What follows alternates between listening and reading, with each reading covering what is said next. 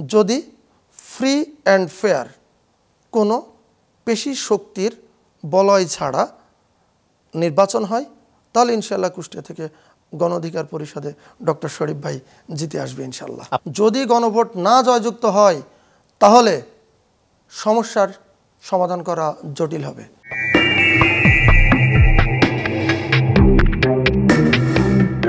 দর্শক শুভেচ্ছা নেবেন।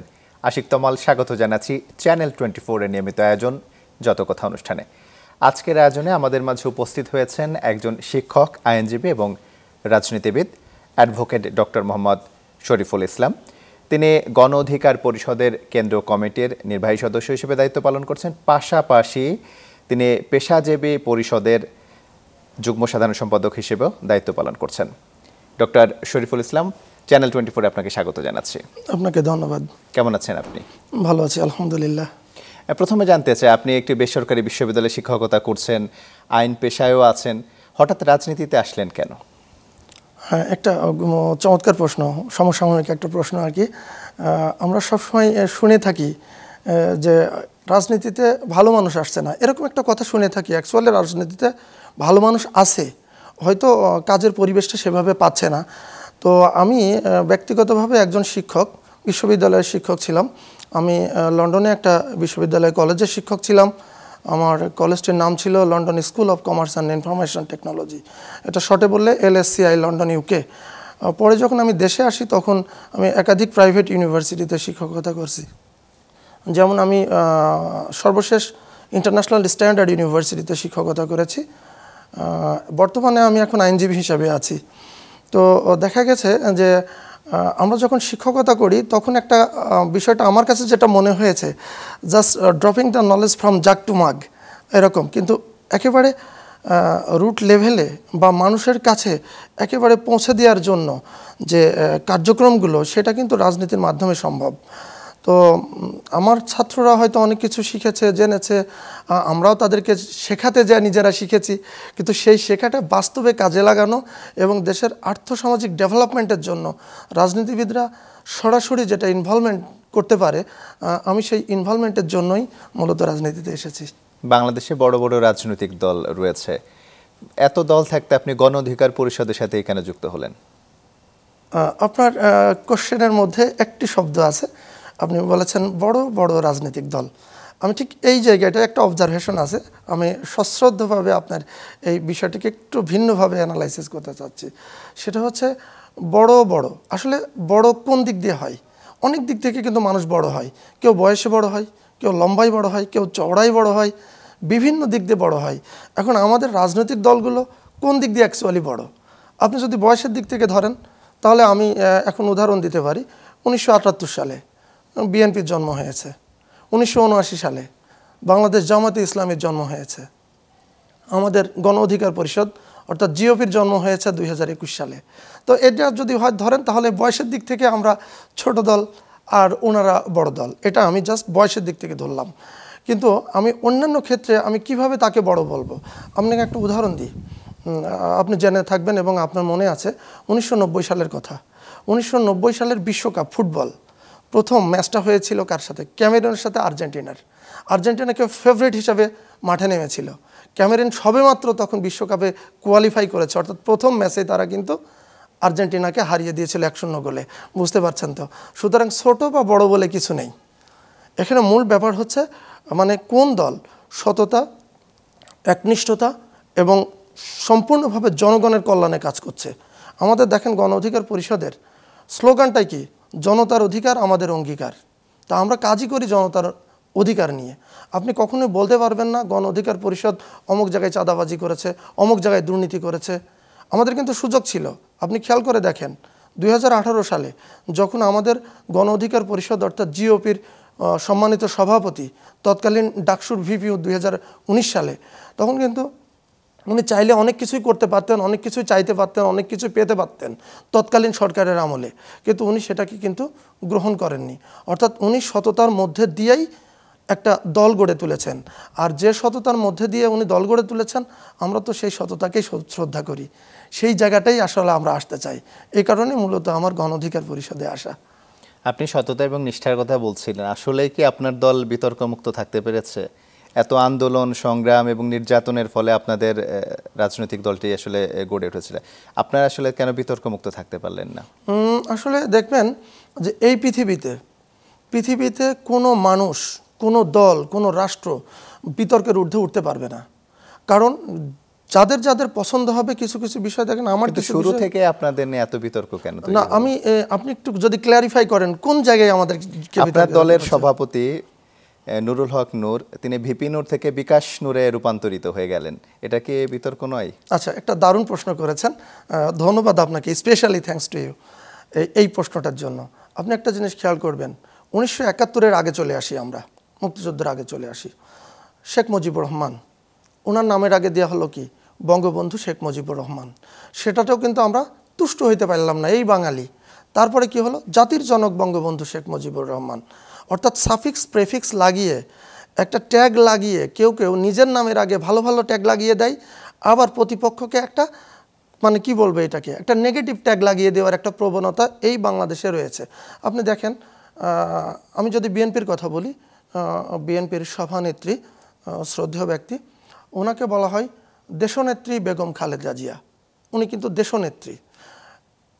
আপনি আসেন শেখ হাসিনার কথা বলি, দেশরত্ন বলা হয়, ওনাকে বলা হয় দেশরত্ন, ওনাকে বলা হয় দেশনেত্রী, জননেত্রী, কত কিছু, এত তার মাদার অফ ডেমোক্রেসি, কত কিছু ট্যাগ যে তার সামনে পজিটিভলি লাগানো হয়েছে। কিন্তু আপনি দেখেন পজিটিভ ট্যাগ থেকে নেগেটিভ ট্যাগে আমি আসছি, আপনার প্রশ্নের উত্তরে আমি আসছি। তো দেখেন, তারা নিজেরা নিজেদের নামের আগে সুন্দর সুন্দর পজিটিভ ট্যাগগুলো লাগিয়ে নিয়েছেন। কিন্তু আমাদের গণ অধিকার পরিষদের সভাপতি, উনি কিন্তু কোথাও কোনো চাঁদাবাজি করে না। এখন বিকাশ নূর বলা হচ্ছে, বিকাশ নূর, আসলে বিকাশে কি চাঁদাবাজি করা সম্ভব?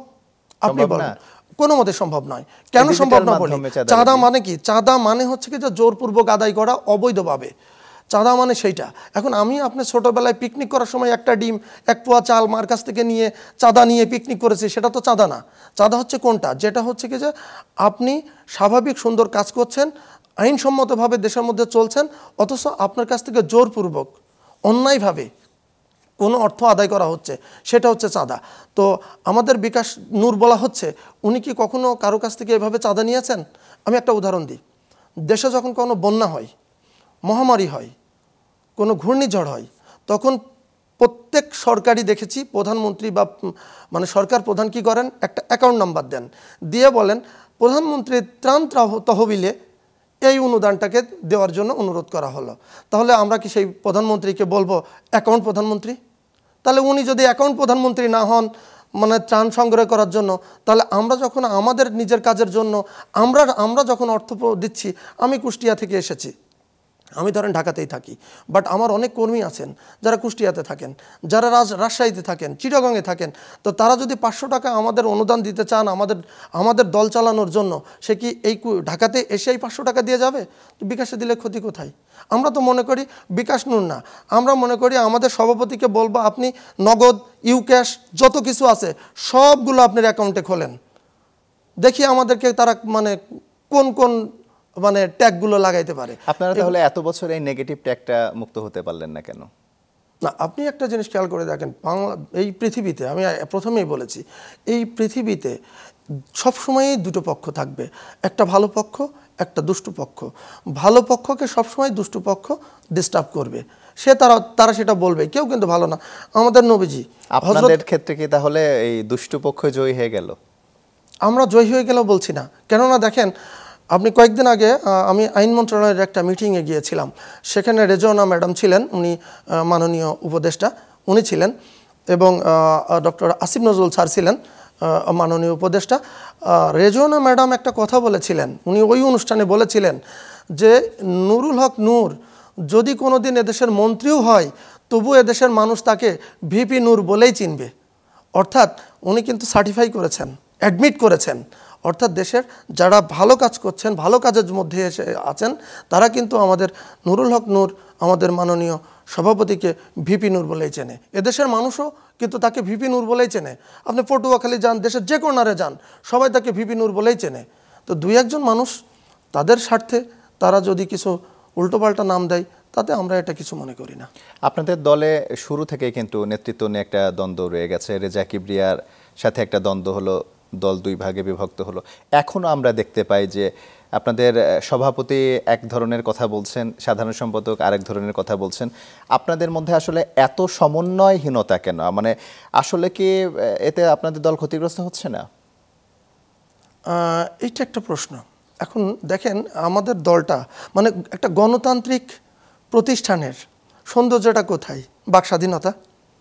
তো আমরা কিন্তু কারোর উপরে কিছু চাপিয়ে দিই না। যেমন আমি এই মুহূর্তে আপনার সঙ্গে কথা বলছি, আমি কিন্তু এমন না যে আমার দলের সাথে একটা মিটিং সিটিং করে একটা এজেন্ডা নিয়ে এসে এখানে বসেছি। আমি বসেছি আমি আমার বাক স্বাধীনতা থেকে, আমার চিন্তা চেতনা থেকে, আমার বোঝা থেকে আমি আমার মতো করে বলবো। তো দেখা যাচ্ছে আপনি যেটা বলছেন, সকালে হয়তো আমাদের সভাপতি মহোদয় উনি একরকম বলছেন, সেটা ওনার থিঙ্কিংস থেকে বলছেন, ওনার চিন্তা চেতনা থেকে বলছেন। হয়তো বিকালে দেখা যাচ্ছে আমাদের সেক্রেটারি মহোদয় উনি আবার ওনার থিঙ্কিংস থেকে বলছেন। এটা কিন্তু দলীয় কথা নয়। দলীয় কথা কখন হয়? নীতিগত বিষয়ে আপনাদের একই ধরনের মন্তব্য করা উচিত। হ্যাঁ, দলীয় কথা কখন হয় দেখেন, প্রত্যেকটি দল বলেন বা রাষ্ট্রীয় সংস্থা বলেন, তার একটা স্পোক্সম্যান থাকে, অর্থাৎ মুখপাত্র থাকে। আমার মুখপাত্র যখন কথা বলছেন সেটা কিন্তু দলের কথা। তো সেই কথাটা কিন্তু কখনো উনি এমন হচ্ছে না। সভাপতি সাধারণ সম্পাদকের কথাকে গুরুত্বপূর্ণ মনে করবে না সাধারণ জনগণ? সাধারণ জনগণ অনেক সময় কিন্তু আপনাদের মুখপাত্র থেকে তো আপনাদের সভাপতি এবং সেক্রেটারির কথাটাকে বেশি গুরুত্বপূর্ণ মনে করবে সবাই। অনেক সময় এটা গুরুত্বপূর্ণ মনে করে। এতে করে যে একেবারে সমস্যা হয় না তা কিন্তু না। কিন্তু ঠিক পরবর্তীতে আমরা যখন আবার একসাথে বসি, আমাদের যখন হায়ার কাউন্সিল আছে, আমাদের সিদ্ধান্ত নেওয়ার জন্য আমাদের কেন্দ্রীয় কমিটি আছে, আমরা যখন একসাথে বসে এগুলো আলোচনা করি, আমার সভাপতি মহোদয় কিন্তু ঠিক তার পর মুহূর্তেই বিষয়টা ক্ল্যারিফাই করে দেন, এবং প্রতিটি মুহূর্তেই কিন্তু উনি ক্ল্যারিফাই করে দেন যে না, বিষয়টা এরকম না, বিষয়টা এরকম। সুতরাং সেটা আর তখন আর জনগণের মধ্যে আর সেই বিভ্রান্তিটা থাকে না। এটা মূলত আমাদের দলে একটু গণতান্ত্রিক চর্চাটা বেশি, এই কারণে এই সমস্যাটা একটু হয়ে যায় মাঝে মধ্যে। অতি গণতন্ত্র চর্চায় আপনাদের দলই ক্ষতিগ্রস্ত হচ্ছে বলা যায়। আমরা এটা নিয়ে কাজ করছি যে আমরা চাচ্ছি যে হ্যাঁ, এটা কিভাবে আমরা এটাকে আরও রেকটিফাই করতে পারি, আরও সুন্দর মতো দেশের মানুষের কাছে বিষয়গুলো উপস্থাপন করতে পারি। অচিরে এগুলো আস্তে আস্তে ঠিক হয়ে যাবে ইনশাল্লাহ। নতুন রাজনৈতিক দল এনসিপি, তাদের অধিকাংশ নেতাকর্মী কিন্তু গণ অধিকার পরিষদ এবং ছাত্র অধিকার পরিষদের সাথে যুক্ত ছিল। আপনারা আসলে তাদের ধরে রাখতে পারলেন না কেন? তারা থাকলে তো একসাথে একটা শক্তিশালী দল হতো আপনাদের। হ্যাঁ, হতে পারতো। সবাই যদি আমরা একসাথে থাকতাম তাহলে আরও শক্তিশালী হতে পারতো। কিন্তু একটা জিনিস দেখেন, আমি একটা উদাহরণ দিই।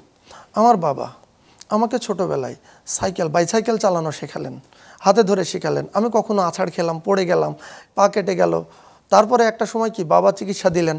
এরপরে যখন আমি পুরোপুরি সাইকেল চালানোটা শিখে গেলাম, বাবা কিন্তু আমাকে ছেড়ে দিয়েছিলেন যে সাইকেলটা তুমি নিজেই চালাও। এখন আমি যদি সেই সাইকেল চালানো শেখার পরে বাবাকে সামনে না বসিয়ে আমি যদি মনে করি যে আমি এটা একাই পারবো, তাহলে তো সেটা ভিন্ন কথা। এনসিপির অনেকেই আছে যারা মানে একটা নতুন দলে চলে গেলেন, নতুন দল করলেন, একটা নতুন দল গঠন করলেন। এই গঠন করাতে কি হয়েছে? তাদের চিন্তা চেতনা আলাদা, তাদের দলীয় ম্যানিফেস্টো আলাদা, তাদের পলিসি আলাদা, তারা ব্যক্তিগতভাবে তাদের চিন্তা চেতনাও আলাদা, দলীয় চিন্তা চেতনাও আলাদা, অর্গানোগ্রাম আলাদা। সেটার সাথে আমাদের গণ অধিকার পরিষদের নীতি, তারপরে হচ্ছে কি যে গঠনতন্ত্র, কোনো কিছু মেলে না। যখন মেলে না তখন স্বাভাবিকভাবে আমরা তো কাউকে ধরে রাখতে পারি না। যদি আমাদের সাথে কারোর মিল হয় তাহলে সে আমাদের সাথে আসতে পারে, তখন আমরা তাকে অ্যাকসেপ্ট করতে পারি। কিন্তু যদি আমাদের সাথে না মেলে তাহলে তো সেই ক্ষেত্রে আমরা কাউকে ধরে রাখবো না। এটাই আসলে আমাদের প্র্যাকটিস।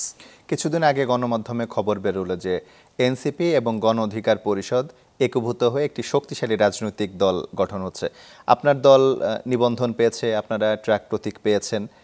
তাহলে নিবন্ধন পাওয়ার পরে আপনারা যখন আরেকটা রাজনৈতিক দলের সাথে একীভূত হওয়ার স্বপ্ন দেখেন, এটা কি গণ অধিকার পরিষদের রাজনৈতিক দেউলিয়াত্ব প্রমাণ করে না? একটি শব্দ, দেউলিয়াত্ব। এই শব্দটা নিয়ে আমি আগে কথা বলি।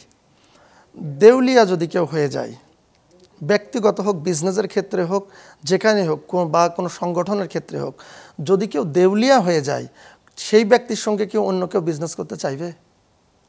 তাহলে আমরা যদি দেউলিয়া হয়ে যেতাম, আমরা যদি রাজনৈতিক দেউলিয়াত্বের মধ্যে পড়তাম, তাহলে আমাদের সাথে কি অন্যেরা আসতে চাইতো? অবশ্যই আসতে চাইতো না। অর্থাৎ আমরা দেউলিয়া হইনি, অন্য কেউ দেউলিয়া হইতে পারে, নিজেকে দেউলিয়া মনে করতে পারে, তারা আমাদের কাছে এসে তাদের নিজের অবস্থানটাকে স্ট্রেংথেন করতে চাইতে পারে, সেটা ডিফারেন্ট কেস। কিন্তু আমরা বারবারই বলছি, আমাদের জন্য ডোর ইজ ওপেন, আপনি আসতে পারেন, বাট আপনি আমাকে ফলো করতে হবে, অর্থাৎ আমার নীতি নৈতিকতা, আমার দর্শন, আমার ফিলসফি, এটা মেনে নিয়ে করতে হবে। তো সেটা এনসিপি কেন, যে কেউই করতে পারে, যে কোনো দলই আপনারা আসতে পারে। নির্বাচনে রাজনৈতিক জোট করতে পারেন বড়জন, কিন্তু যখন দুটো দল মিলে এক হয়ে যাবে, আমি সেটাই বলছিলাম। আমি ঠিক এই কথাটাই বলছি যে জোট হলে একটা জিনিস, জোট হলে আপনি আপনার ম্যানিফেস্টো নিয়ে আপনি চলবেন, আমি আমার ম্যানিফেস্টো নিয়ে চলবো, আমি আমার নৈতিকতা নিয়ে চলবো, আপনি আপনার নৈতিকতা নিয়ে চলবেন। জোট হতে পারে, এটা রাজনৈতিক দলে সারা পৃথিবী জুড়ে এটা হতেই পারে, সব সময় হয়ে থাকে, এটা সমস্যা না। কিন্তু একীভূত হওয়াটা মানে হচ্ছে মার্চ করা, একজন একজনের মধ্যে চলে যাওয়া, যে কোনো একটা জায়গায় এসে দাঁড়ানো। তো এই মার্জিং করতে গেলে আমি তো আমার অস্তিত্বকে, আমার চাওয়াটাকে, আমরা যে নীতির উপরে দাঁড়িয়ে আমরা আমাদের রেজিস্ট্রেশন করেছি, আমরা যে নীতির উপর দাঁড়িয়ে আমরা জনগণের অধিকার নিয়ে কাজ করা নিয়ে চিন্তা করছি, সেই চিন্তার সাথে যদি কারোর চিন্তা না মেলে, একীভূত হওয়ার প্রশ্নই ওঠে না। এমনকি জোট করার ক্ষেত্রেও আমরা সেই ক্ষেত্রে অনেক বিবেচনা করব, কার সাথে জোট করা যাবে বা কার সাথে করা যাবে না। এটা আমাদের নেতৃবৃন্দ মানে ক্লিয়ারলি তারা এই বিষয়টা নিয়ে সদা সর্বদা সচেষ্ট আছে এবং সচেতন আছেন। আসন্ন নির্বাচনে বিএনপি বেশ কিছু আসনে তাদের প্রার্থীদের মনোনয়ন দিয়েছে, কিন্তু আপনার দলের সাধারণ সম্পাদক এবং সভাপতির যে দুটি আসন, সেই আসনে বিএনপি এখনও কাউকে তাদের দলের প্রার্থীদের মনোনয়ন দেয়নি। তাহলে কি ধারণা করা হচ্ছে যে গণ অধিকার পরিষদ বিএনপির সাথে জোটে নির্বাচনে যাচ্ছে? এখানে একটি কথা, বিএনপি অনেকগুলো নমিনেশন দিয়েছে, প্রায় 45টাকে 47টা এরকম, মানে একটা 67টা একটি সংখ্যা, তারা হচ্ছে নমিনেশনটা দেননি। তো 67টার মধ্যে থেকে শুধু দুইটা নিয়ে প্রশ্ন হচ্ছে, পটুয়াখালী নিয়ে আর ঝিনাইদহ নিয়ে, যেহেতু এই দুটি আসন আপনার দলের, এটা আমার দলের সাথে। এখন আমরা দেখেন 36 জুলাই যেটা লাস্ট গেল, আমরা 36 জনকে আমাদের দল থেকে নমিনেশন দিয়েছি। পরবর্তীতে আমাদের দলের মুখপাত্র ছিলেন, সিনিয়র ভাইস প্রেসিডেন্ট ছিলেন, এবং সেই সাথে ছিলেন মানে এখনও আছেন, এবং সেই সাথে আমাদের মনোনয়ন বোর্ডের প্রধান, উনি আবার 4 জনকে আবার একটা ভিডিও কনফারেন্সে মনোনয়ন ডিক্লেয়ার করেছেন। তো এখন দেখেন সে তাহলে হলো কত, 40 জন।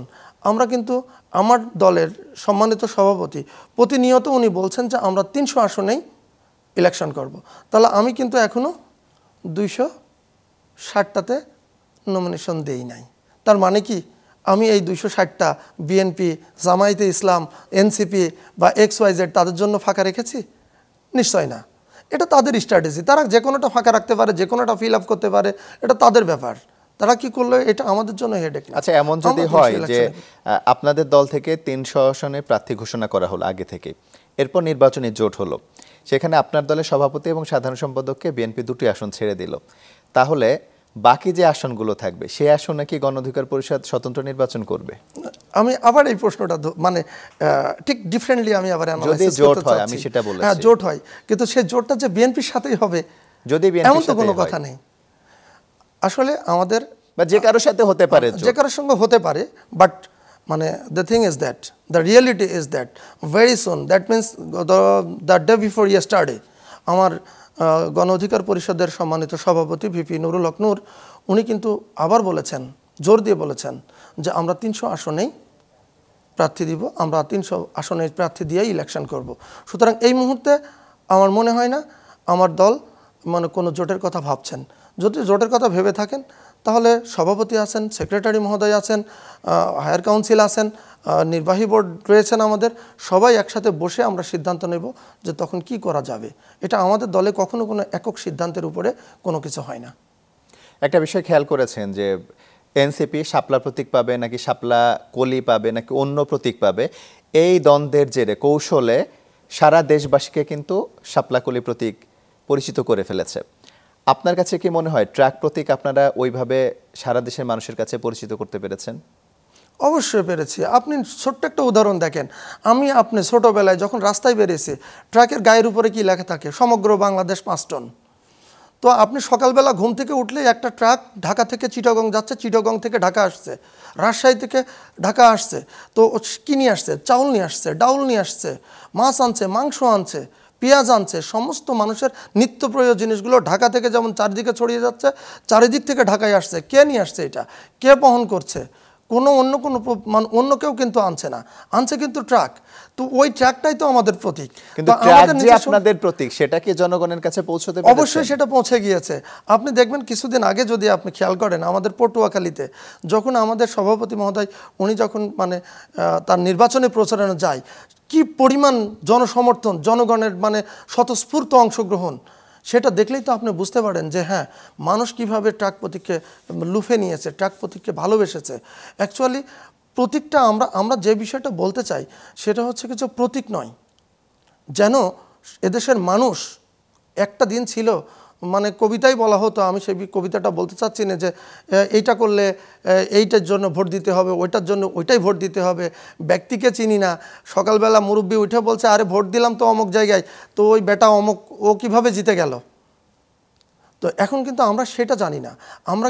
আমরা যে বিষয়টা বোঝাইতে চাই, এদেশের মানুষ বুঝুক যে প্রতীকে না, আপনারা যাকে ভোট দিচ্ছেন দেখেন সেই মানুষটা সৎ কিনা, সেই মানুষটা আপনার উপকারে লাগবে কিনা, যে দলে ভোট দিচ্ছেন সেই দলটি আপনার জন্য কাজে আসবে কিনা, সেই দলটি দেশের উন্নয়নে কাজ করবে কিনা, সমাজের উন্নয়নে কাজ করবে কিনা, আমরা সেদিকে ফোকাস করতেছি। আর যেহেতু প্রত্যেকটি এলাকায় তো আমি নাম ধরে ধরে করতে পারবো না, এটা তো হচ্ছে কি যে সিইসি বা ইসি তাদেরই একটা নীতি রয়েছে যে প্রত্যেকটি দলকে একটা প্রতীক দিতে হবে। আমাদের তো রেজিস্টার্ড হয়ে গেছে, আমাদের প্রতীকটা তো রেজিস্ট্রেশন পাওয়া। তো স্বাভাবিকভাবে আমাদের প্রতীকটা সারা বাংলাদেশের মানুষই জানে, আমার এলাকার মানুষ তো প্রত্যেকেই জানে ট্রাক মানে কি। ট্রাক মানেই তারা এখন বোঝে ডক্টর শরীফুল ইসলাম, ট্রাক মানেই বোঝে যে ভিপি নুরুল হক নূর। তো এই বিষয়টা আমার প্রত্যেকটি সহযোদ্ধারা তাদের এলাকায় এভাবে পৌঁছে দিয়েছে বলে আমি বিশ্বাস করি। আপনার দল যদি স্বতন্ত্রভাবে ট্রাক প্রতীকে 300 আসন ইলেকশন করে, আপনাদের কেমন ভোট ব্যাংক আছে? আপনারা কতগুলো আসন পেতে পারেন বলে মনে হয়? আপনারা জরিপ করেছেন কখনো? ভোট ব্যাংক এই শব্দটা নিয়ে আমি কথা বলি। আসলে বাংলাদেশে ব্যাংক বলে কি এখন আর কিছু আছে? সব তো ফাঁকা হয়ে গেছে। প্রতিটি ব্যাংকে আমরা যখন জানতে পারি যে ব্যাংকে কোনো অর্থ নাই, তো আবার ভোটের আবার ব্যাংক, তো ভোটের এই ব্যাংকটা আবার কোথায় থাকলো? দেশের ব্যাংকগুলোই তো দেউলিয়াতের শিকারের কাছাকাছি। প্রতিটি সরকার, প্রতিটি নিউজ পেপার, আমাদের প্রত্যেকটি জায়গা থেকে শুনি যে ব্যাংকে অর্থ নেই, এলসি ওপেন করতে পারছি না। আপনি যেহেতু ব্যাংক শব্দটি উল্লেখ করলেন, ভোট ব্যাংক, এই কারণে আমি বলছি। তাহলে এই যে ভোটের যে ব্যাংক, এই ব্যাংকটা আসলে কার আছে? কারও নেই। এখন দিন পাল্টে গেছে। 2024 সালের পরে কারোর কোনো ব্যাংক নেই, কোনো ভোট ব্যাংক নেই। নতুনত্বের সরকার, নতুনত্বের দেশ, সব নতুন মানুষের নতুন মানুষ দিয়েই, নতুন স্বপ্ন নিয়েই এই দেশটা এখন গড়ে উঠবে। তো আমরা একটা জিনিস বলি যে আগে যেটা যা ছিল সেই সংখ্যাটা এখন থাকবে না। এখন যেটা হবে, মানুষ দেখবে আমরা কার সাথে আছি, সেই সাথে থাকা তাদের বিবেচনা এবং তাদের বিশ্লেষণ থেকেই ভোট একটা ব্যাংক তৈরি হবে। যে ব্যাংকটা আগে ছিল সেটা কিন্তু এখন 2024-এর 5 আগস্টের পর তাহলে আপনারা কতটুকু মানুষের মনে পৌঁছতে পেরেছেন? আমরা মনে করি অনেকগুলো। আসলে অ্যাম্বিগুয়াস হয়ে গেল কথাটা, কারণ যেহেতু আমরা কোনো অ্যাজ এ রিসার্চার আমি অ্যাম্বিগুয়াস কথাটা বলতে চাই না, অনেকগুলো বা খুব ভালো এই শব্দগুলো উচ্চারণ করতে চাই না। যেহেতু আমরা ডেটা অ্যানালাইসিস এখনো করি নাই, আমরা কোনো রিসার্চে তো যেতে পারি নাই, কারণ কোনো দলই তো যেতে পারি নাই। কোন দলটা গিয়েছে? তারা কি যেতে পেরেছে? কোনো দল, আপনি বড় বড় দলগুলো যেটা বলছেন আমি বড় বড় বলবো না, হয়তো সিনিয়র দল বলবো, সেই সিনিয়র দলগুলোর কথা তারা কি এখন কোনো অ্যানালাইসিস করতে পেরেছে? এমন কোনো রিসার্চ হয়েছে? কোনো ডেটা অ্যানালাইসিস করেছে? ফিল্ড পর্যায়ে অ্যানালাইসিস করে বলতে পারছে যে, যেমন আপনি আমেরিকাতে যান, আমেরিকাতে কিন্তু ইলেকশনের আগে বিভিন্ন সংস্থা, রিসার্চ অর্গানাইজেশনগুলো তারা নিজেরাই তথ্য কালেকশন করে, তারপর একটা রিসার্চ করে একটা ডিসিশন দিয়ে দেয় যে এত পার্সেন্ট ভোট অমুক, এত পার্সেন্ট ভোট অমুক, এটা হতে পারে। এরকম কি কোনো বিষয় বাংলাদেশে হয়েছে? বিভিন্ন জরিপ সংস্থা জরিপ প্রকাশ করে, সেখানে আমরা দেখি আওয়ামী লীগের নাম, বিএনপির নাম, জামায়াত ইসলামের নাম, এনসিপির নাম থাকে, কিন্তু আপনাদের দলের নাম থাকে না দেখি। আওয়ামী লীগের নাম, এনসিপির নাম, বিএনপির নাম, জামায়াতে ইসলামের নাম। দেখেন, আমাদের মাননীয় প্রধান উপদেষ্টা যখন শপথ নিলেন, শপথ নিয়ে উনি কী বললেন? আমার চাকরিদাতা ছাত্ররা। এবার উনি ছাত্রদের থেকে 2 জনকে ওনার সাবঅর্ডিনেট বানিয়ে নিলেন। এই সাবঅর্ডিনেট 2 জন থেকে আবার একজন বেরিয়ে আসলেন। আসার পরে উনি এনসিপির প্রধান হিসাবে এনসিপি গঠন করে ফেললেন। তার মানে কি দাঁড়ালো, আপনি যদি যোগসূত্র খোঁজেন তাহলে যিনি প্রধান উপদেষ্টার নিয়োগকর্তা তিনি একসময় প্রধান উপদেষ্টার সাবঅর্ডিনেট, বর্তমানে আবার তিনি এনসিপির প্রধান। তাহলে কি দাঁড়ালো, বর্তমান সরকার তো এনসিপির কথা বলবেই। প্রধান উপদেষ্টা যেহেতু নিজে বলছেন যে আমার উপদেষ্টা মহোদয়, আমরা সবাই তা আমাদের নিয়োগকর্তা, সে নিয়োগকর্তার কথা তো তিনি বলবেনই, তো তার কথা বলবেন। আওয়ামী লীগের কথা বলছেন, আওয়ামী লীগকে বর্তমানে তো তাদের কার্যক্রমই তো নিষিদ্ধ। তো আলটিমেটলি যদি যাদের তাদের নাম উঠে আসছে, মানে জরিপ, তাহলে বুঝতে পারছেন এটা কতটুকু ভেরি ইন্টেনশনাল। এই জরিপটা তো ইন্টেনশনাল। আপনি যখন জরিপ করবেন তখন তো তাহলে আপনাকে আগে স্কোপ তৈরি করতে হবে, যে আপনাকে এরিয়া অফ ইনভেস্টিগেশন ঠিক করতে হবে, আপনি কাদেরকে ইনভেস্টিগেশনের আওতায় রাখবেন, এবং সেই ডেটাগুলো যেন মানে ফুললি রিপ্রেজেন্টেটিভ হয়, মানে ফুল পপুলেশনের। তাহলে যদি কেউ কোনো রিসার্চ করে থাকে যে গণ অধিকার পরিষদ একটা রেজিস্টার্ড দল, তাকে তার রিসার্চের মধ্যে রাখে নাই, তাহলে ওই রিসার্চটা তো ইনভ্যালিড। ওটা নিয়ে আমরা কেন কথা বলবো? এনসিপি কি রেজিস্ট্রেশন পেয়েছিল? না, তখন পাইনি। তো এনসিপি রেজিস্ট্রেশনই পাইনি, তাকে দলের মধ্যে নিয়ে নিলেন, তাকে আপনার রিসার্চের মধ্যে নিয়ে নিলেন। আওয়ামী লীগের কার্যক্রম বন্ধ, তাকে আপনি রিসার্চের মধ্যে নিয়ে নিলেন। গণ অধিকার রেজিস্ট্রেশন প্রাপ্ত একটা দল, তাকে আপনি রিসার্চ থেকে বাদ দিলেন। দ্যাট মিন্স আপনার রিসার্চটা ইনভ্যালিড। বেশ কিছু সংস্থা কিন্তু জরিপ করেছে, আপনাদের দল থেকে কি এরকম কোনো প্রতিবাদ লিপি দেয়া হয়েছে যে কেন আপনাদের দলকে রাখা হচ্ছে না? আপনাদের দলও তো আন্দোলন সংগ্রামের মধ্য দিয়ে গড়ে ওঠা একটি দল। দেখুন, প্রত্যেকটি রিসার্চ অর্গানাইজেশনগুলো বা যারা রিসার্চ করছেন, তারা যদি, প্রথম কথা হচ্ছে যে রিসার্চ করতে হয় বায়াস ফ্রি, বায়াসড হওয়া যাবে না। কেউ যদি বায়াসড হয়ে কোনো রিসার্চ করে তো তাকে আমাদের প্রতিবাদ দেওয়ার, এটা তো সংবাদ না। যদি এটা সংবাদ হতো, কোনো পত্রিকায় এসেছে, ডেইলি নিউজে এসেছে, আমাদের বিরুদ্ধে কোনো কথা বলা হয়েছে যেটা সঠিক না, যদি এইটা হতো তাহলে আমরা অবশ্যই প্রতিবাদ দিতাম। কিন্তু যেহেতু এটা ইন জেনারেলি কোনো একজন ব্যক্তি তার অর্গানাইজেশনে কে কী বললো, এটা আমাদের ধরার বিষয় না। সবচেয়ে বড় কথা, যারা রিসার্চ করেছেন এবং রিসার্চ ওরিয়েন্টেড যে সমস্ত বড় বড় অর্গানাইজেশন আছে, পৃথিবীর বিখ্যাত অর্গানাইজেশনগুলো আছে, তারা নিজেরাই এটাকে অ্যাকসেপ্ট করবেন না। এবং যারা রিসার্চটা সামান্যতমভাবেও বোঝেন, তারা অবশ্যই ওই রিসার্চের রেজাল্টটাকে অ্যাকসেপ্ট করবেন না, কারণ ডেটাগুলো ফুললি পপুলেশনের রিপ্রেজেন্ট করে না। আপনি তো কুষ্টিয়া সদর আসন থেকে নির্বাচনের প্রস্তুতি নিচ্ছেন, আপনার দল থেকে আপনাকে মনোনয়ন দেয়া হয়েছে প্রাথমিকভাবে। বিএনপি, জামায়াতে ইসলামী সহ আরও রাজনৈতিক দলের প্রার্থী নিশ্চয়ই সেখানে থাকবে। এই প্রার্থী বাদ দিয়ে কুষ্টিয়া সদর আসনের মানুষ কেন আপনাকে ভোট দেবে? আপনার জনপ্রিয়তা কেমন সেখানে? দেখুন, আমাদের কুষ্টিয়ার জনগণ কিন্তু যথেষ্ট সচেতন। তারা কখনোই একজনকে সবসময় ইলেকশনে বিজয়ী করে নাই। কোনো এক সময় বিএনপি জিতেছে, কোনো এক সময় আওয়ামী লীগ জিতেছে, বিভিন্ন সময় বিভিন্নভাবে জিতেছে, যেভাবেই জিতুক না কেন। কিন্তু বর্তমানে আমাদের কুষ্টিয়া প্রত্যেকটি জনগণ, প্রত্যেকটি মানুষ, সাধারণ রিক্সাওয়ালা থেকে শুরু করে ইউনিভার্সিটির প্রফেসর পর্যন্ত, তারা প্রত্যেকে কিন্তু একটা নাম জেনে গিয়েছে, ভিপি নুরুল হক নূর এবং ডক্টর শরীফুল ইসলাম। তো আপনি যদি কুষ্টিয়াতে আপনি যদি কোনো একটা রিসার্চ করেন বা কোনো একটা ইনভেস্টিগেশন করেন, দেখতে পারবেন যে তারা ক্লিন ইমেজের একজন ব্যক্তি খোঁজেন, যে ব্যক্তিটা কোনোদিন কারোর কাছে চাঁদার জন্য যায়নি, বরং মানুষকে সহযোগিতা করছে। আমি দেখেন অল্প কয়েকদিনের মধ্যে কুষ্টিয়ার কয়েকটি রোডের, মানে রাস্তার আর কি, রাস্তার অনুমোদন নিয়েছি আমার ডিসি মহোদয়ের কাছ থেকে, ইউএনও সাহেবের কাছ থেকে, পৌরসভা থেকে এবং মানে এক্সিকিউটিভ ইঞ্জিনিয়ারের কাছ থেকে। আমি কিন্তু সেখানে অন্য কোনো কারণে যাইনি। আমি সেখানে বলিনি যে ওই জায়গায় একটা অনুষ্ঠান হচ্ছে, আমার হচ্ছে কি যে 2টা দোকান বরাদ্দ দেন, আমি কিন্তু সেটা বলতে চাইনি। আমি কিন্তু সেখানে গিয়েছি যে আমার অমুক জায়গায় একটা মসজিদ আছে, ওই মসজিদে হেঁটে যাওয়ার জন্য মূল রোড থেকে এই রোডটা ভাঙা বা রোডটা সেরকম নেই, আপনার একটা রোডটা বাস্তবায়ন করার জন্য একটা অনুমোদন দেন। স্বতঃস্ফূর্তভাবে কিন্তু উনি অনুমোদন দিয়েছেন। তো আমার এই জনগণ কেন আমার কথা মনে করবে না? যখন একটা মানুষ, দেখেন আমি ঢাকাতে থাকি, বাস যেহেতু আমি অ্যাডভোকেট, আমি ঢাকাতেই প্র্যাকটিস করি, আবার সেই সাথে বিশ্ববিদ্যালয়গুলোতে এখন গেস্ট ফ্যাকাল্টি হিসাবে যাই, মানে এখন তো ফুল টাইম যাওয়ার স্কোপ নাই, মানে কোনো কাছে যাইও না। তো আমি প্রতি সপ্তাহেই সেখানে যাই, 2 দিন তো সেখানে থেকে আসি, শুক্র শনি আমার সেখানে থেকে আসতে হয়। তো আমি যখন সেখানে যাই তখন দেখা যাচ্ছে যে কোনো মানুষের মেয়ের বিয়ে আমার কাছে ছুটে আসে। এমনকি কুষ্টিয়াতে একটা মাদ্রাসা হবে, সেটা আমার ব্যানার দেখে সেই ঠিকানা নিয়ে আমার আলরাজি বিল্ডিংয়ে চলে এসেছে সেই মাদ্রাসার উন্নয়নের জন্য, মানুষ অনুদানের জন্য। আমাদের সভাপতি ভিপি নুরুল হক নূর ভাইকে চিঠিটা দিয়েছেন, উনি স্ট্রেট ওয়ে আমার নামেই চিঠিটা এসেছে। নুরুল হক নূর ভাই আমাকে, আমাদের শ্রদ্ধেয় সভাপতি, উনি স্ট্রেট ওয়ে বলে দিয়েছেন চিঠিটা ডক্টর শরীফ ভাইকে দিয়ে দেন, আমার কাছে চলে এসেছে। অর্থাৎ মানুষ কিন্তু জেনে গেছে কোথায় গেলে ভালো কাজের জন্য মানে সাথে মানুষ পাওয়া যাবে। সেই সাথের মানুষটা হিসাবে তো আমরা নিজেদেরকে উপস্থাপন করতে পেরেছি। স্বাভাবিকভাবে মানুষ কেন আমাকে ভোট দিবে না? আর অন্যান্য যে দলের কথা বললাম, তো আমি আসলে কারোর মানে বিপক্ষে কিছু বলতে চাই না।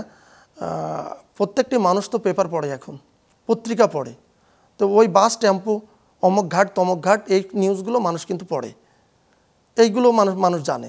তো এইগুলো যখন মানুষ জানে তখন আমার নিজে জানানোর কি দরকার আছে? আমি নিজে কি ভালো কাজ করছি সেইটা আমি মানুষের কাছে উপস্থাপন করি, সেই মানুষগুলো আমাকে সেইভাবে চেনে, তো স্বাভাবিকভাবে আমাকেই বেছে নেবে ইনশাল্লাহ। যদি এখানে একটা কথা আছে, আমি আবার একটু যোগ করছি, যদি ফ্রি অ্যান্ড ফেয়ার কোনো পেশি শক্তির বলয় ছাড়া নির্বাচন হয়, তাহলে ইনশাল্লাহ কুষ্টিয়া থেকে গণ অধিকার পরিষদে ডক্টর শরীফ ভাই জিতে আসবে ইনশাল্লাহ। আপনার কাছে কি কোনো শঙ্কা মনে হয় যে ফ্রি এবং ফেয়ার ইলেকশন হবে না? এটা শুধু আমার কাছে কেন, এটা তো প্রত্যেক রাজনৈতিক দলই বলছেন যে ফ্রি অ্যান্ড ফেয়ার ইলেকশন করার জন্য নানান বর্ণের, নানান ধরনের, নানানমুখী মানে পদক্ষেপ হাতে নিয়েছেন। এই যে দেখেন ডিসিগুলো চেঞ্জ করছেন, কেন করছেন? ফ্রি অ্যান্ড ফেয়ার করার জন্য। এসপিগুলো চেঞ্জ করার চেষ্টা চলতেছে, এসপিগুলো চেঞ্জ হবে। তো বিভিন্ন সরকারি যারা ইলেকশনে সরাসরি ইন্টারফেয়ার করতে পারে তাদেরকে কিন্তু বিভিন্নভাবে চেঞ্জ করা হচ্ছে। তার মানে কি, সরকারও চিন্তা করে যে ফ্রি অ্যান্ড ফেয়ার ইলেকশন করতে গেলে আমাকে এই মেকানিজমগুলো ফলো করতে হবে। তো স্বাভাবিকভাবে তারাও যেহেতু শঙ্কিত, আমরাও শঙ্কিত। যেদিনকে তারা মনে করবে যে হ্যাঁ আমরা এখন মনে করি যে হ্যাঁ ফ্রি অ্যান্ড ফেয়ার ইলেকশন করতে পারবো, সেদিন আমরাও শঙ্কামুক্ত হয়ে যাবো ইনশাল্লাহ। আপনি শিক্ষক, আইনজীবী এবং রাজনৈতিক কর্মী, এই বহুমাত্রিক পরিচয়ের কোন দিকটাকে বেশি আকৃষ্ট করবে আপনার ভোটাররা ভোট দেওয়ার ক্ষেত্রে? দেখুন, শিক্ষকতা এটা বেসিক্যালি আমার মানে রক্তে আছে আর কি। আমার বাবা একজন শিক্ষক ছিলেন, আমার বাবা একজন প্রাথমিক বিদ্যালয়ের প্রধান শিক্ষক ছিলেন। আমি সেই থেকে আমি শিক্ষকতার দিকে গিয়েছিলাম। পরবর্তীতে আমি আইন পেশায় এসেছি। তো আমি যেটা মনে করি, আপনি একটা জিনিস খেয়াল করবেন, পৃথিবীর বিভিন্ন সংসদে বেশিরভাগ ক্ষেত্রেই আইনজীবীরাই বেশি কাজ করার সুযোগ সুবিধা পায়। এবং আইনজীবী হিসাবে যদি আমি মাঠে নামতে পারি, তাহলে যেটা হবে, ওই যে আমি কিছুক্ষণ আগে যেটা বলেছিলাম, শিক্ষকতা করলে যেটা হয় যে আমার নলেজটা আমি জাস্ট ড্রপ করতেছি আমার স্টুডেন্টের কাছে, কিন্তু আইনজীবী হিসেবে আমি একেবারে মানুষের দৌড় গোড়ায় কিন্তু তাদের সেবাটা পৌঁছে দিতে পারছি। তো মানুষ যদি আমাকে শিক্ষক হিসাবে গ্রহণ করে কোনো সমস্যা নেই, আইনজীবী হিসাবে গ্রহণ করে তাও কোনো সমস্যা নাই। তবে ডক্টর শাহদিন মালিক স্যারের কথা বলি, স্যার কিন্তু হচ্ছেন একজন বিশ্ববিদ্যালয়ের শিক্ষক, আবার উনি কিন্তু আইনজীবী, এবং দিনের শেষে কিন্তু স্যার আবার আইনজীবী। ডক্টর আসিফ নজরুল স্যার একজন শিক্ষক, আবার একজন আইনজীবী, আর দিনের শেষে উনি কিন্তু একজন প্রফেসর এবং শিক্ষক। তো আমার ক্ষেত্রেও তো আমি একদিকে শিক্ষক আবার আইনজীবী। তা আমি মনে করি আমার এলাকার মানুষ বা দেশের মানুষ আমাকে যদি আইনজীবী হিসাবেও চিনতে চাই, আমার কোনো সমস্যা নেই, কারণ পরবর্তীতে আমি আইন পেশাতেই ডেডিকেটেড থাকবো। সমালোচকরা বলে থাকেন যে আপনার এলাকায় আপনার সংগঠন দুর্বল এবং গ্রাউন্ড লেভেলে শক্ত কাঠামো নেই। এটা কি আসলে সমালোচনা নাকি প্রতিপক্ষের প্রচারণা নাকি ঘটনা সত্য? এখানে কিছু কিছু বিষয় আছে, আমি আপনাকে একটু ক্লিয়ার করি। সেটা হচ্ছে আমাদের গণ অধিকার পরিষদেরও কিন্তু উইং রয়েছে।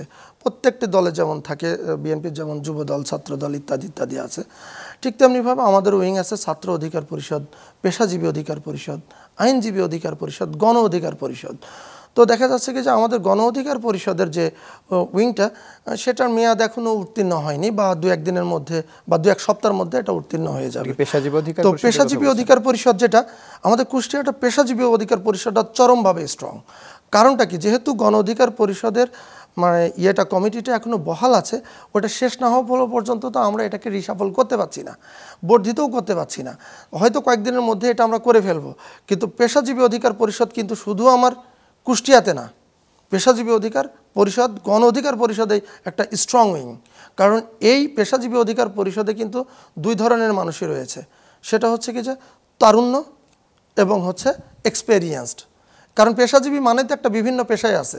তা আমি নিজে একজন অ্যাডভোকেট, আমি কিন্তু মানে পেশাজীবীতে আছি, তারপরে কিন্তু আমি গণ অধিকারের কেন্দ্রীয় কমিটিতে আছি। ঠিক তেমনিভাবে আমার কুষ্টিয়াতে দেখা যাচ্ছে কি যে আমাদের জেলা কমিটি রয়েছে, জেলা কমিটিতে ব্যাংকার রয়েছে, ডাক্তার রয়েছে, ইঞ্জিনিয়ার রয়েছে, কলেজের শিক্ষক রয়েছে, এবং আমার উপজেলা কমিটিতে একজন কলেজের শিক্ষক রয়েছেন, সেই সাথে ঠিক এই জাতীয় মানুষজন রয়েছে।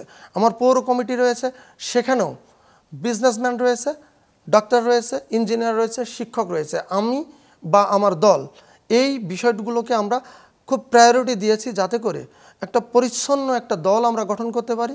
একটা পরিচ্ছন্ন দলের সাথে সাথে পরিচ্ছন্ন মানুষের দরকার হয়, পরিচ্ছন্ন মানুষ না হলে পরিচ্ছন্ন দল হয় না। তো পরিচ্ছন্ন মানুষ যখন আমি নিয়ে আসতে পারবো, তখন পরিচ্ছন্ন দল হবে, পরিচ্ছন্ন দল যখন হবে তখন পরিচ্ছন্ন কাজ হবে, পরিচ্ছন্ন কাজ যখন হবে তখনই আমার জনতার অধিকারটা অর্জিত হবে। আপনাকে দল থেকে আনুষ্ঠানিকভাবে প্রার্থী ঘোষণা করার পরও আপনার দলের জেলা কমিটির সাধারণ সম্পাদক তিনিও একই আসন থেকে আবার মনোনয়নপত্র নিলেন। এটা কি ফান্ড কালেকশনের জন্যই তার কাছে মনোনয়নপত্রটা বিক্রি করা হলো, নাকি অন্য কিছু লুকিয়ে আছে ভেতরে? আচ্ছা, এই বিষয়টা বলি। আমি তো ফর্ম নিয়েছি, একটা নির্দিষ্ট ডেটও ছিল, সেই ডেটের মধ্যে আবার জমাও দিয়েছি। তারপরে আমার যেটা বললাম, মনোনয়ন বোর্ডের প্রধান এবং সিনিয়র ভাইস প্রেসিডেন্ট দলের, উনি একটা ভিডিও কনফারেন্সে ঘোষণাও দিলেন, ঠিক আছে। কিন্তু পরবর্তীতে দেখা গেল যে হচ্ছে আমার কুষ্টিয়া জেলার উনি সেক্রেটারি, উনি এসে আরেকটা ফর্ম তুললেন। তো এই বিষয়টি এরকম যে যেহেতু গণতান্ত্রিক দল, আমরা এগুলোকে খুব বেশি খুব বেশি যে এটাকে হেডেক নিব এমনটি নিতে চাই না। যে ঠিক আছে, ফর্ম একজন না 10 জন তুলুক, অসুবিধা কী, আমার সক্ষমতা আছে। যদি এমন হয় যে দলের সক্ষমতা আছে 10 জন ক্যান্ডিডেট ওখানে ইলেকশন করার মতো, সমস্যা কি, 10 জনই ফর্ম তুলুক। তারপরে দল তো অবশ্যই মনোনয়ন বোর্ড তো এটা যাচাই বাছাই করবেন, কাকে দেয়া যায়, কাকে দিলে দলের উপকার হবে, দেশের উপকার হবে। তারপরে তো নিশ্চয়ই দল একটা সিদ্ধান্ত নেবেন এবং তারপর একটা অফিসিয়ালি অবশ্যই একটা ঘোষণা দিবেন, এবং তখনই আমরা জানতে পারবো যে আসলে কে আসলেন। আগামী নির্বাচনে আপনার দল এককভাবে নির্বাচন করে যদি একটি আসনও না পায়, তাহলে আপনার দল কি টিকে থাকবে এবং আপনার রাজনৈতিক ভবিষ্যৎ কি? না, আমরা তো মনে করি আমরা 151টা পাবো। আমরা কেন মনে করবো যে আমরা পাবো না, আমরা একটি আসনও পাবো না? আমি তো বিশ্বাস করি যে আমরা 151টি পারবো, সরকার গঠন করব। তা না হলে আপনি খেয়াল করেন, ওই কিছুক্ষণ আগে একটা প্রশ্ন এসেছিল, রাজনৈতিক দেউলিয়াত্ব। একটা জিনিস খেয়াল করেন, একটা অঞ্চলে যখন একটা ছেলে বিসিএস ক্যাডার হয়, ওই ছেলের বাবার কাছে ওই অঞ্চলের যত সম্ভ্রান্ত পরিবারের মেয়ের বাবা আছে, সবাই এসে তার কাছে বারবার যোগাযোগ করে, ছেলেটা আমাকে দাও। তা আমরা কি কারোর কাছে গিয়েছি যে আসেন আমাদের সাথে জোট করেন? আমাদের কাছে সব দল আসেন আমাদের সাথে জোট করেন। আরে আমরা তো বিসিএস ক্যাডার দল, এখন আমার দলের এখন দেউলিয়াত্ব না, আমরা এমন একটা দল, আপনাদের কাছে আমাদের কাছে সব দল আসতেছেন। তার মানে আমরা বিসিএস ক্যাডার দল যদি বলি, তাহলে আমার কাছে যেহেতু সবাই আসছে, তাহলে আমার অবস্থা নিশ্চয়ই খারাপ না।